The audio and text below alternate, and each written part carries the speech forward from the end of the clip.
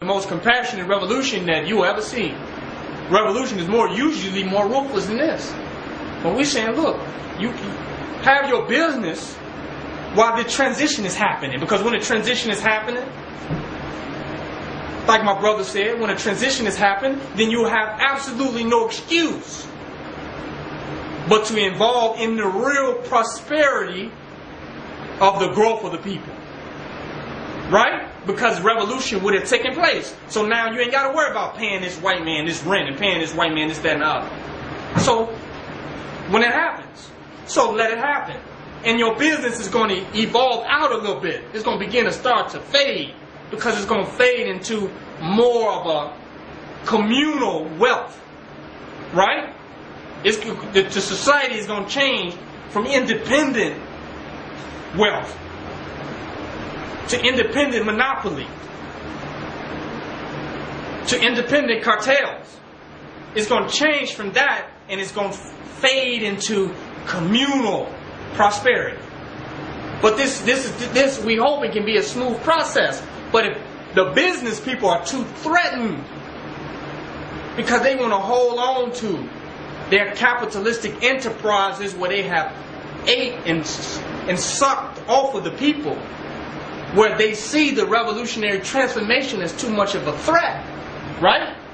Then they come up and try to stop it. Then it becomes a complete all-out insurrection. Then it becomes a civil war within the black nation. People holding on to the industry and the consumerism and capitalism, and people trying to free up the land and free up the resources to all of the people. That's a civil war within our own community. And that's just really a battle of the poor and the wealthy. Because when we start talking about giving stuff out, we're talking about the poor. You don't think it's some poor youth that cannot afford a DVD that will watch it? That don't have $25 to buy a DVD? There's plenty of them. There's more poor people that don't have the money to buy it than there's wealthy people who can buy it. So when we start talking about giving stuff out, we now start talking about reaching a people who cannot afford to get the information. And we also talking about developing something outside of a system that defines and determines how people can obtain resources. That's what capitalism is. It's a system that defines how resources can be distributed.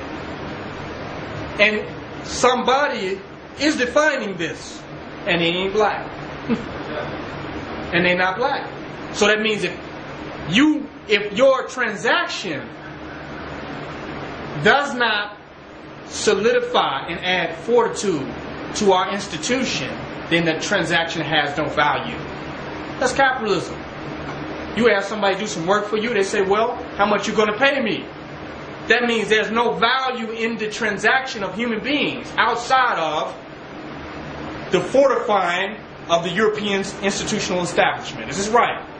If a bank who actually takes all of our resources and use it for white national and white imperialistic agendas, like gentrification, you know what I'm saying? All of our transactions support that banking institution. So when you go to them for a loan on some black nationalism, they tell you no. So if it's up to that institution of the distribution and the validation of the distribution of resources, if it's up to that, we will never have a nation. Do y'all hear what I'm saying? Because if you go to a bank and say, I'm about the nation bill, they're going to say, no, you're not. But if you go to your brothers and your sisters and they see a value in working together and reorganizing the resources on the planet Earth, then you'll have a nation. Right? Because we can build it. And we have any and everything to use to build a nation. The only thing stopping us is our desire to be validated by their economic institutions. Right? Because that determines value. You got a lot of power when you can set value. A value is a principle. It's something that you stand for. These people have created value. So if you do something it must be understood as valuable to them. Is that right? And then they determine how valuable an act is based upon how many digits and how many pieces of paper or data bank entries that they use to signify the transaction. That's a hell of a lot of power. So if I go to my brother and say, you know what, we're going to take all this wood and we're going to build us a house. He's not concerned about living in the house. He's going to say, how much am I going to get paid for? So his values or his understanding of value is inseparable from the white nationalistic agenda. Ain't that heavy? Because his actions only become valuable when they can be validated by a currency system that continues to perpetuate white supremacy. Their faces on every dollar bill. All the corporate bankers and the high executives and the owners of the banks are Europeans. They control the distribution of the money. Now, it don't matter that they control the distribution of the money. That's the easy part. That's the irrelevant part. But they control the distribution of your values, which the money is symbolic. Huh?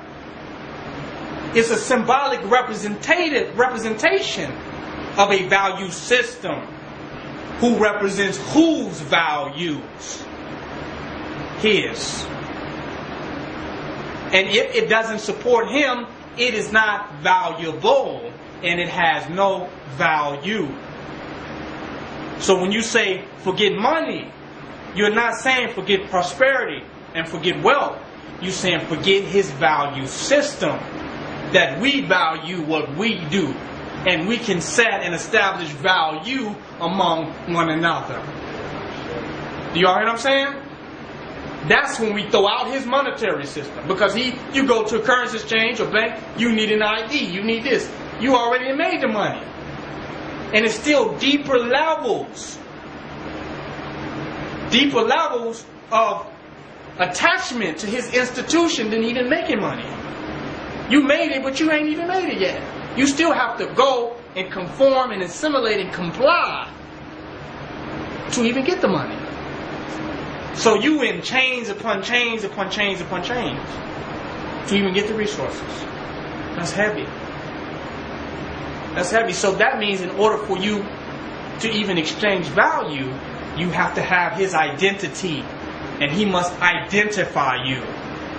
And you must have a form of identifying yourself that conforms with his institutional structure called the state ID. You can't just identify yourself. You have no identity. You're not even valuable unless you can be identified by them. And what your identity is must conform to their institutional structure. So they're saying you don't even exist. You worked and got your money, but you don't even exist no matter how much money you got. If you cannot be identified in a way that is consistent with their institutional structure. Whoa! But it's your money. It is yours. You know you worked for it. Universal law know it belongs to you. But that ain't enough. You got to make sure I know who you are. And that you are a compliant of the state. And that you represent this city. And that you can be identified by this country. Right? Before you can even get what is yours. And we give him that power every time we continue to engage in his monetary system. People don't want to think that deep, though. That's heavy. So we're not against prosperity. Prosperity is land, vegetables, seeds, raw materials. You know what I'm saying? Labor, the cooperation among the efficient and the skillful. That's wealth. Money is the compliance and the assimilation to an institutional framework that has been set up to perpetuate white supremacy on an international level. Huh? That's what their monetary system is. It's a fact. People in countries sitting on wealth. They take it from them, sell it to us.